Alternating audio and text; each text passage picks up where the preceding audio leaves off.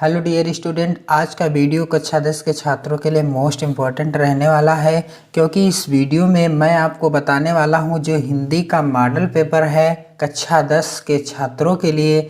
और यह जो पहला मॉडल पेपर है इसके मैंने प्रश्न संख्या 1 से लगाकर और प्रश्न संख्या 9 तक के आपको सबसे आसान तरीके से उत्तर बता दिए हैं कि आप इन प्रश्नों का उत्तर बोर्ड परीक्षा में कैसे लिखेंगे, इन प्रश्नों का उत्तर लिखने का तरीका क्या है। यदि आपने नहीं देखा है तो वीडियो के डिस्क्रिप्शन बॉक्स में उसकी मैंने लिंक दे रखी है, आप क्लिक करके देख लीजिए और अपनी परीक्षा की बेहतर तैयारी कीजिए। और यदि आप इस चैनल पर नए हैं तो चैनल को सब्सक्राइब जरूर कीजिए क्योंकि यहाँ पर आपको मिलेंगे चित्रकला और हिंदी विषय के महत्वपूर्ण वीडियो जो आपकी 2021 बोर्ड परीक्षा के लिए मोस्ट इम्पोर्टेंट हैं। तो आज ये पहले मॉडल पेपर का मैं प्रश्न संख्या 10 का उत्तर लिखने का तरीका बताऊंगा जो कि इस प्रकार से है। निम्नलिखित में से किन्हीं दो में संधि कीजिए और संधि का नाम लिखिए।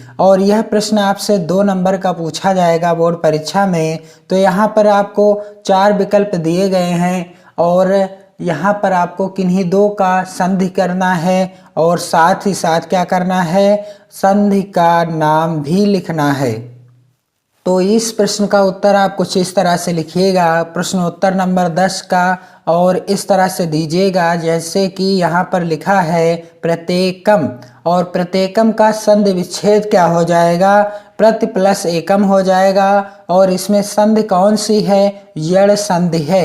अगला क्या है, अगला है कि यहाँ पर प्रश्न पूछा गया है, आप देख सकते हैं 10 खा के अंतर्गत पूछा गया है निम्नलिखित शब्दों के रूप षष्ठी विभक्ति बहुवचन में लिखिए। और यह प्रश्न भी 2 नंबर का ही पूछा जाएगा। और यहाँ पर आप देख सकते हैं मति अथवा मधु का या मति अथवा नदी का आपको षष्ठी विभक्ति और बहुवचन में रूप लिखना है।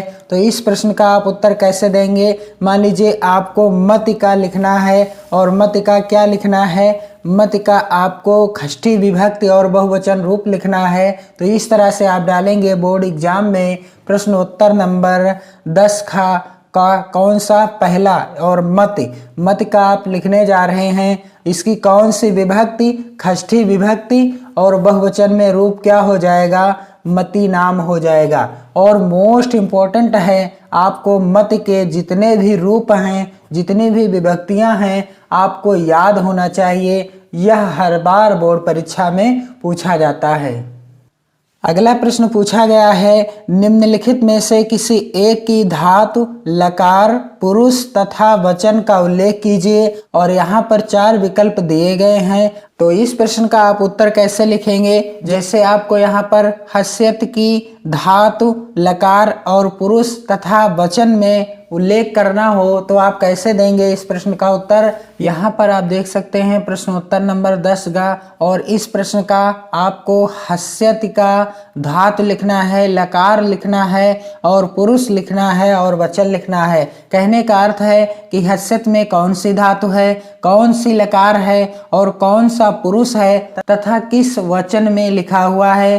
तो हस्यत में कौन सी धातु है, हस धातु है, और लकार कौन सी है, लिट लकार है, और पुरुष कौन सा है, प्रथम पुरुष है, और वचन कौन सा है, एक वचन है। कौन सा वचन है, एक वचन है। इस तरह से इस प्रश्न का आप उत्तर आसानी से दे सकते हैं। प्रश्न संख्या यहाँ पर आप देख सकते हैं, प्रश्न संख्या 10 घ के अंतर्गत पूछा गया है निम्नलिखित वाक्यों में से किन्हीं दो का संस्कृत में अनुवाद कीजिए।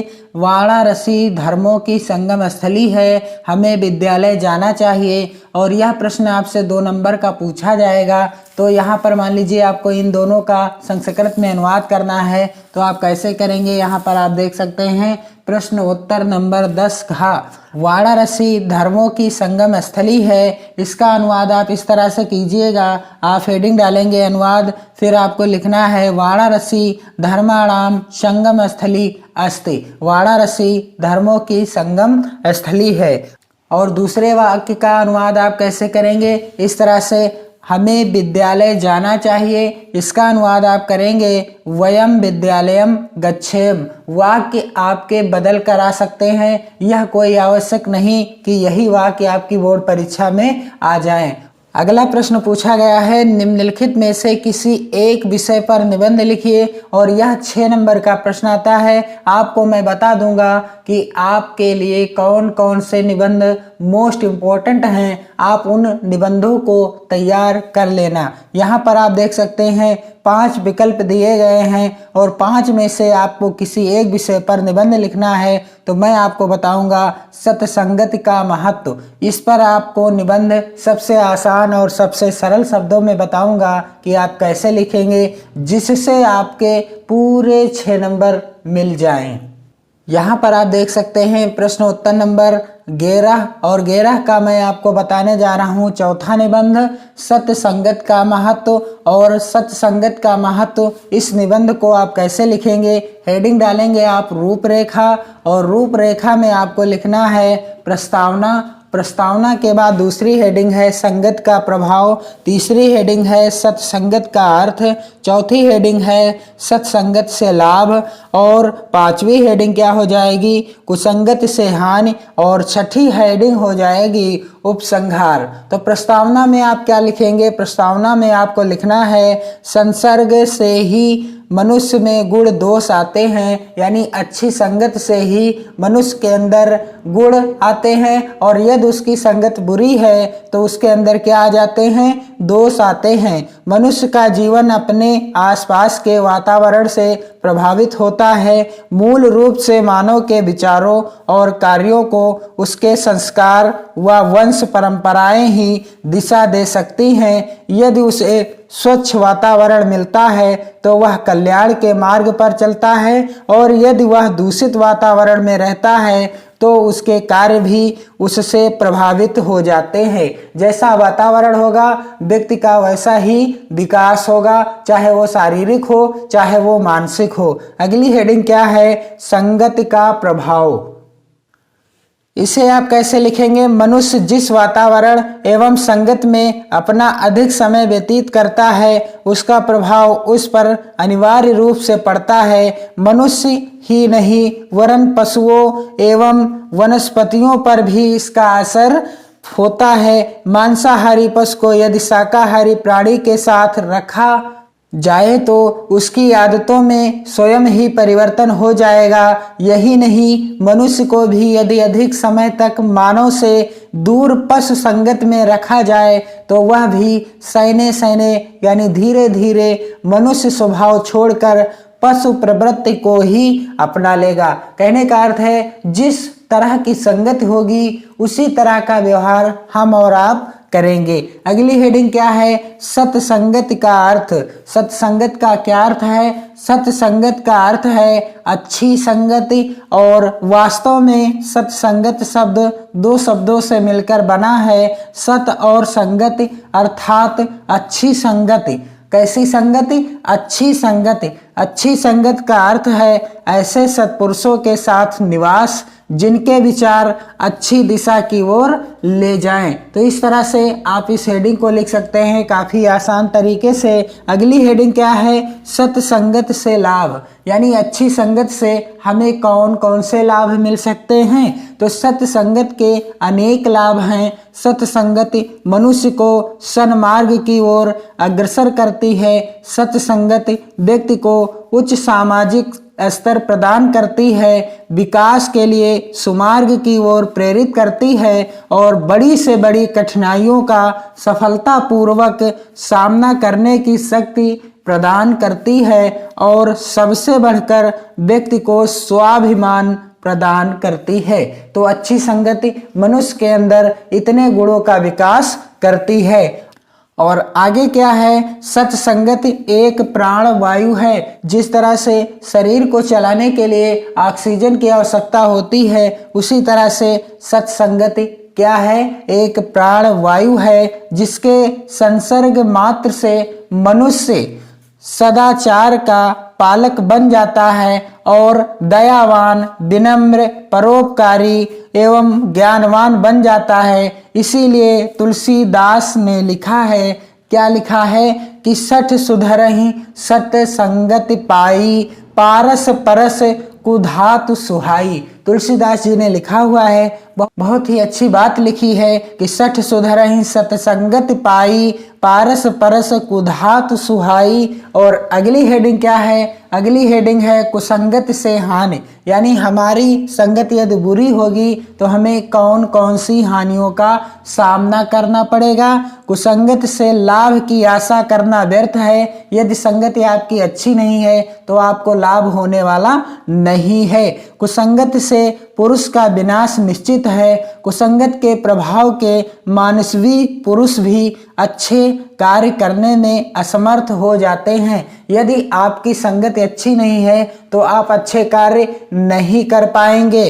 और आगे क्या लिखा हुआ है कि कुसंगति में बंधे रहने के कारण वह चाह कर भी अच्छा कार्य नहीं कर पाते। चाह कर भी आप अच्छा कार्य नहीं कर पाते यदि आपकी संगति अच्छी नहीं है। कुसंगत के कारण ही दानवीर कर्ण का नाम आपने सुना ही होगा। दानियों में सबसे पहले नाम उसी का लिया जाता है। दानवीर कर्ण अपना उचित सम्मान खो बैठा। जो छात्र कुसंगत में पड़ जाते हैं वह अनेक व्यसन सीख जाते हैं। कहने का अर्थ है अनेक प्रकार का नशा करने लगते हैं। जो छात्र कुसंगत के शिकार हो जाते हैं उनका व्यवहार अच्छा नहीं रहता और जिनका प्रभाव उनके जीवन पर बहुत बुरा पड़ता है उनके लिए प्रगति के मार्ग अवरुद्ध हो जाते हैं। उनका मस्तिष्क अच्छे बुरे का भेदभाव करने में असमर्थ हो जाता है। और अगली हेडिंग और अंतिम हेडिंग क्या है? उपसंहार। उपसंहार में आपको लिखना है सत्संगत का अद्वितीय महत्व है जो सचमुच हमारे जीवन को दिशा प्रदान करती है। सत्संगत का पारस है जो जीवन रूपी लोहे को कंचन बना देती है। और मानव जीवन की सर्वांगीण उन्नति के लिए सत्संगत आवश्यक है। इसके माध्यम से हम अपने लाभ के साथ साथ अपने देश के लिए भी एक उत्तरदायी तथा निष्ठावान नागरिक बन सकेंगे। प्रश्न संख्या 12 के अंतर्गत क्या पूछा गया है कि निम्नलिखित प्रश्नों में से स्वपठित खंडकाव्य के आधार पर किसी एक खंड के प्रश्नों के उत्तर दीजिए। और यह प्रश्न 3 नंबर का आपसे पूछा जाएगा। आपके द्वारा जो आपने पढ़ा है, जो आपके जिले में खंडकाव्य निर्धारित है, उसी खंडकाव्य के 2 प्रश्न पूछे जाएंगे और आपको 2 में से किसी एक प्रश्न का उत्तर लिखना है। जैसे कि यहाँ पर मान लीजिए आपके जिले में अग्र पूजा खंडकाव्य निर्धारित है, आपको पढ़ना है तो अग्र पूजा से यहाँ पर आप देख लीजिए 2 प्रश्न पूछे गए हैं। अग्र पूजा खंडकाव्य की कथा वस्तु संक्षेप में लिखिए। और दूसरा प्रश्न पूछा गया है अग्र पूजा खंडकाव्य के प्रधान पात्र का चरित्रांकन कीजिए। तो यदि आपके जिले में यह खंडकाव्य निर्धारित है तो आपको किसी एक प्रश्न का उत्तर देना है और इसके आपको 3 नंबर मिलते हैं। तो आप अपने जिले के अनुसार अपना निर्धारित खंडकाव्य तैयार कर लेंगे और वीडियो को अधिक से अधिक शेयर करेंगे, लाइक करेंगे। और यदि आप मॉडल पेपर यहाँ पर आप देख सकते हैं, मॉडल पेपर दूसरा, जी हाँ, मॉडल पेपर हिंदी का जो दूसरा है इसका संपूर्ण हल देखना चाहते हैं तो आप कमेंट कीजिए और साथ ही साथ चैनल के साथ बने रहिए। अपनी तैयारी बेहतर करते रहिए, मस्त रहिए, खुश रहिए और अपना और अपने परिवार का ध्यान रखिए। जय हिंद, वंदे मातरम।